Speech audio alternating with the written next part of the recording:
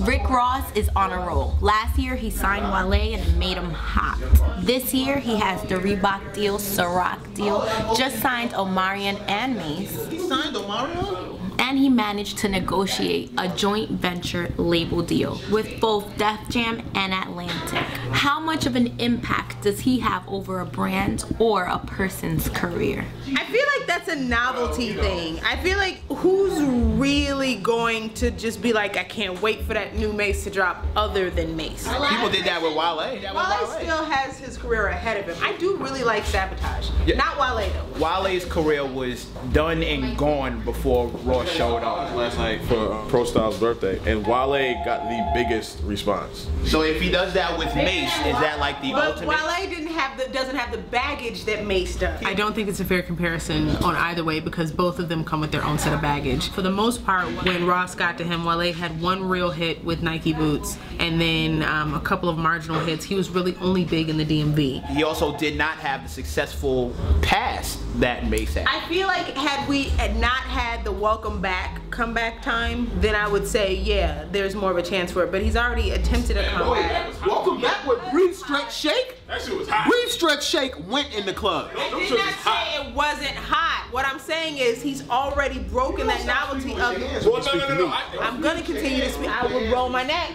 Alright. Lo and I like it. I was kind of curious to see what Ross can bring to Mace. Just because you drove the Harlem World bus don't mean that you have any more right over a Mace opinion than the rest of us. Now, there are Rick Ross doesn't mean that you know more about this than I do. There are many people looking forward to a Mace comeback. Mecca and Jazz are in no way fans of it. Plenty of people looking forward to a Mace comeback. It's gonna be really interesting to see what Ross kind of helps Mace rediscover about himself, or helps him discover about, you know, the game now.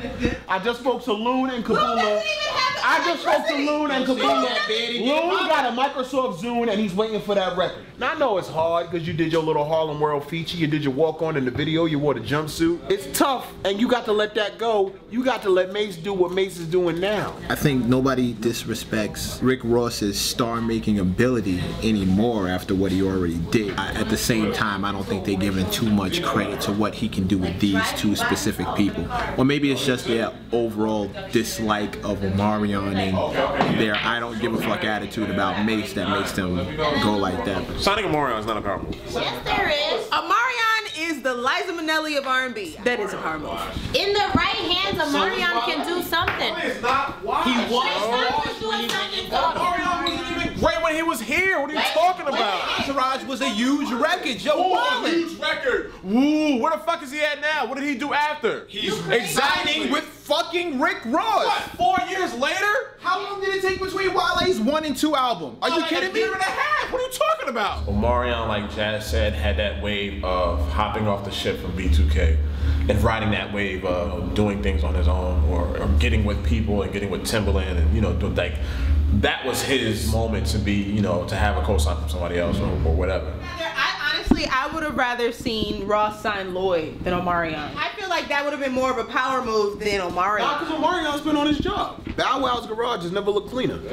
I just feel like Rick Ross just feels like he has that power right now. He's at the prime of his game, so he picks two people who aren't relevant. And what if he can magically resurrect them? He's positioning himself nicely to kind of take over the game. I'm almost cheering for those moves. I'm a fan of Mace. I fuck with Mace. Mace and Omarion, nigga, over a Rick Ross chosen beat?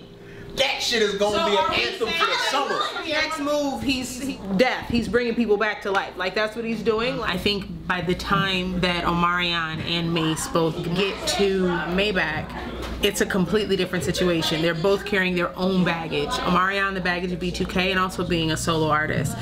Mace from being with Bad Boy, then coming back without Bad Boy, then maybe signing to G Unit. I feel like Mace has crew hopped so much that it looks a little inauthentic and it looks a little desperate. Just kind of like, I'll do anything to come back. I said this on Twitter. When we first got to know Ross, it was this whole fabricated storyline, basically. It was this idea of a boss, and he has actually kind of really become that. To me, Mase is not a power move. It's a novelty thing. Now, if he really comes with a hot album, then I'll say, yo, that was a power move. But I can't just off the name of Mase say that was a power move. Mase is more of a power move than Omarion. Well, and that's the thing. Like, I agree. If we have to choose who has more of a potential to be a power move, then I would say Mase over Omarion. Now it's been about a good 4 or 5 years since we've had a full-fledged project from Omarion, and I think his demographic and his crowd is having, you know, dispersed and split up, and it's just like, who was asking for Omarion music? What if he does for Omarion what he did for Wale? Then that'll be dope. What if this time next year, I mean, Omarion is popping like Trey Songz? I did not see any of this shit happening with Wale or Meek Mills. I didn't know they had the potential to do this shit. I thought they were.